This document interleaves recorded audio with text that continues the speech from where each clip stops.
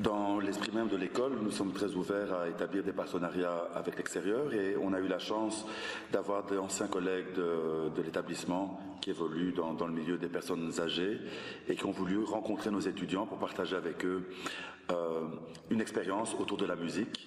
L'idée étant de montrer à nos étudiants éducateurs par rapport à un public qu'ils étudient peu dans la formation, combien l'outil musical est quelque chose qui s'inscrit parfaitement dans les objectifs d'accompagnement de l'éducateur spécialisé.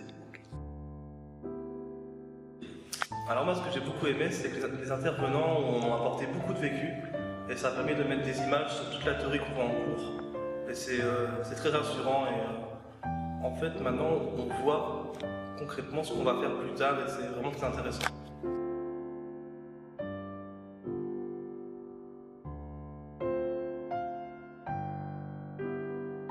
Donc moi je vais parler de la place de l'éducateur en maison de repos. Pour moi je trouve que c'était très important d'avoir ces deux personnes en intervenant.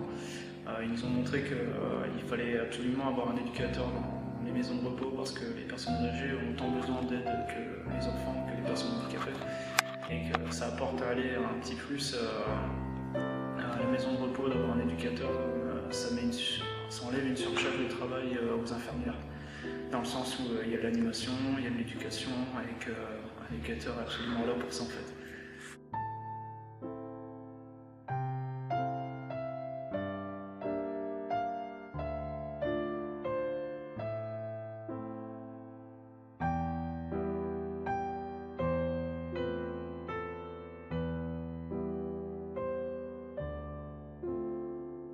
Cette formation m'a vraiment permis de découvrir à quel point c'était important d'avoir des outils pour travailler plus tard avec certains publics. Aujourd'hui, on avait vu la musique dans cette formation et ça m'a vraiment permis de comprendre pourquoi on avait un cours de musique en fait dans nos études en tant qu'éducateur et qu'on pouvait l'adapter à tout public. Donc ici, c'était avec les personnes âgées.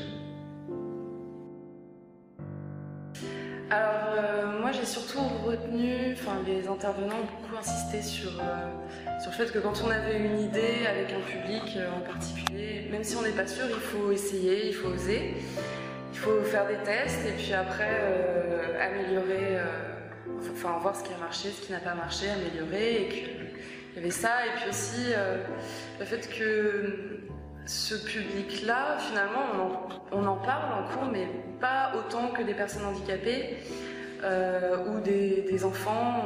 Et je trouve que c'est peut-être un public qui est un peu oublié par rapport à l'animation aussi. Il n'y a pas énormément en plus d'éducateurs dans les maisons de repos et ce serait une bonne chose qu'il y en ait plus.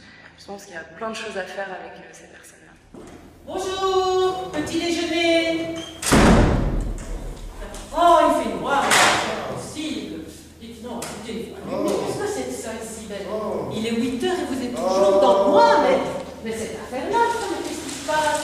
Alors, monsieur, qu'est-ce qui se passe? Bon, tant. Allez, je vais vous mettre votre petit déjeuner, je vais vous mettre votre plateau ici. Voilà. Oui, bon, on peut l'appeler autrement, mais moi je dis toujours un barbares. Voilà. Alors, vous allez retirer cette couverture. C'est pas le temps de... C'est quoi? Quoi? C'est quoi? On mange quoi? Eh bien, vous allez avoir aujourd'hui des crottes. Vous avez de la confiture. Vous avez en plus, je vous donne un verre d'eau, un grand bol de café. Un grand bol de café? Oui. Un grand bol de café? Voilà. Bon, dites...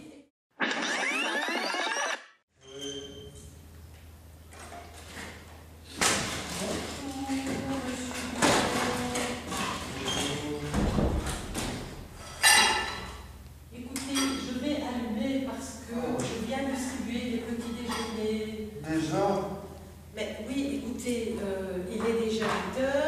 Comment s'est passée la nuit? J'ai pas dormi. Vous n'avez pas dormi. Qu'est-ce qui s'est passé? Un psychologue qui peut vous écouter, voilà, qui peut vous écouter. Moi, si vous souhaitez, je peux même lui en parler. On n'écoute pas. Si, ça je suis certaine que le psychologue... Est-ce que vous avez déjà rencontré? Non. Pas éviter de salir le beau pyjama que vous avez. Hein? Voilà. Et vous savez quoi? Après le petit déjeuner, refaites un... Vous pouvez vous reposer après. Comme on dirait aux enfants, faites un petit dodo. Ben oui, je le vois. je constate. Eh bien voilà, nous avons passé un beau moment de rencontre avec nos étudiants éducateurs spécialisés qui sont au début de la formation et je voulais te demander, Françoise, en tant qu'intervenante extérieure, qu'est-ce que tu as pensé du déroulement de la journée et qu'est-ce qui t'a marqué particulièrement par rapport à ta vision de ces jeunes en formation? C'était une excellente journée, d'abord parce que cette journée, ce qui était rassurant, c'est qu'elle avait été préparée. Ça, c'est très important. De plus, on a rencontré des étudiants préparés, mais aussi motivés. Ce que je trouvais très touchant aussi, c'est que, ayant travaillé avec des étudiants éducateurs pendant presque une vingtaine d'années, c'était pour moi un plaisir de venir témoigner mes expériences, aussi bien à la maison de repos qu'en milieu hospitalier. Parce que ce sont des expériences auxquelles, il y a 5 ou 6 ans, je ne m'attendais absolument pas à vivre. Donc, voilà, moi je suis ravie de cette journée et je me souhaite qu'une chose, c'est de pouvoir revenir l'an prochain rencontrer de nouveaux éducateurs de première. Nous avons apprécié aussi dans l'intervention de Françoise et de Jean ce souci de faire passer un message par rapport à la formation, à savoir valoriser et quelque part mettre en évidence l'utilité et la nécessité d'avoir des éducateurs spécialisés auprès de ce public particulier que sont les personnes âgées. Comment justifier peut-être, que dire en termes d'argumentaire pour asseoir cette position? Oui. Voilà, moi j'ai été très heureuse de recevoir cette question auquel tu me demandais de réfléchir. Parce que j'ai envie de dire tout d'abord que tu prêches une convaincue sur la place de l'éducateur, en maison de repos et peut-être, pourquoi pas, dans un avenir proche, en milieu hospitalier. J'ai envie de dire que l'engagement de l'éducateur en maison de repos dépend du projet de celle-ci. On peut engager un éducateur et d'ailleurs depuis 2005 apparemment, il y a un statut pour l'éducateur. Il faut savoir qu'actuellement, l'image de la maison de repos a évolué. Parce que si on retourne 15 ou 20 années en arrière, la maison de repos, c'était un lieu où on attendait la mort. Aujourd'hui, des résidents développent des projets ambitieux. Donc, des projets ambitieux sont développés dans certaines maisons de repos. Et je pense qu'il serait intéressant, dans la formation des éducateurs, de se pencher beaucoup plus dans certains contenus sur l'accompagnement éducatif des personnes âgées, qui pourrait ainsi se distinguer de la formation des ergothérapeutes.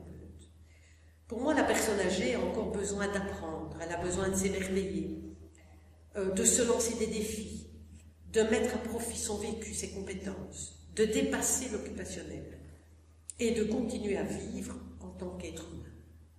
Merci de ta réponse, Françoise, et je retiens un mot par lequel tu as commencé l'exposition en début de journée et qui finalement synthétise ta réponse. Et finalement, l'éducateur est un agent de vie et ces personnes âgées sont encore dans la vie et c'est important. Et de donner du temps à la vie et de donner de la valeur à la vie. Et je pense que c'est là la place de l'éducateur aussi. Tout à fait. Jean, tu es le deuxième intervenant et tu as préparé aussi cette rencontre avec Françoise. Les étudiants étaient enchantés effectivement d'avoir 2 intervenants qui ont des parcours et des histoires différentes par rapport à la maison de repos et le milieu hospitalier. Je voulais entendre ton point de vue, parce que je crois que c'est ça aussi l'éducation, c'est qu'on se forge une idée de représentation des choses. Quel message ont-tu de passer d'abord peut-être sur la place de l'éducateur dans une maison de repos? En fait, c'est déjà bien que voilà, il y a une certaine forme de la part de l'école de se soucier déjà de la personne âgée et de l'éducateur. Je pense que c'est quelque chose qu'on ne se posait pas avant comme question. Moi, en tant que praticien, je remarque qu'on en a besoin. On a besoin d'éducateurs. C'est une demande, il y a une demande forte. Et je pense que de cette manière, en formation, on commence à s'y intéresser, mais je pense qu'il est grand temps de s'y intéresser parce qu'il y a de l'emploi. Et moi, je vois au quotidien l'intervention des éducateurs et ça peut changer une vie, ça peut changer la fin de vie, mais ça peut aussi changer la vie au sein de l'institution. Je pense que c'est vraiment une part très importante et c'est bien qu'un professeur comme vous ou comme Françoise, qui a l'expérience de la formation d'éducateur, puisse intervenir et moi, qui peux parler des anecdotes du quotidien. Ils en ont besoin. Je pense que ça les rassure parce que c'est une population qu'ils ne connaissent pas, malheureusement. Et à travers des anecdotes, ben voilà, ça leur parle, et puis c'est comme ça qu'ils apprennent le mieux, je pense. Mais voilà, comme à Françoise, j'ai envie d'avoir ton point de vue un peu sur la rencontre que tu as fait avec les étudiants dans le cadre de votre exposé et de l'atelier qu'on a mené après-midi. Qu'est-ce que tu as pensé du contact et du vécu de cette rencontre? Mais, comme dans toute activité, il est important de se sentir attendu. Nous, je sentais bien qu'en arrivant, nous étions attendus. Il y avait un travail en amont. On voit que les élèves étaient soucieux de savoir ce qui allait se passer pendant la journée et très réflexifs. On dit parfois des étudiants, oui, ils ne sont pas très réflexifs, ils ne s'interrogent pas trop sur la pratique. Eh ben, à contrario, je trouvais qu'ici, ils étaient fort demandeurs d'explications, beaucoup de pistes, d'outils didactiques. Bref, ils avaient besoin, on sentait qu'ils avaient besoin d'une parole de terrain. Et là, je pense que cette journée était très très constructive. Et j'ai vu des étudiants, en début de journée et en fin de journée, métamorphosés par ce qu'ils avaient appris. Je pense que c'est un beau mot. C'est notre mission finalement d'enseignants et de formateurs d'apprendre. Et je crois que le terrain, justement, en invitant des gens de l'extérieur, c'est donner le goût à l'apprentissage et de colorer finalement ce que la théorie. Et c'est le grand pont que nous essayons tous dans la formation de créer, un pont en amont entre le terrain et la théorie. Et je crois que c'est peut-être la meilleure façon de leur donner conscience de la mission qu'ils auront à accomplir. Merci Jean.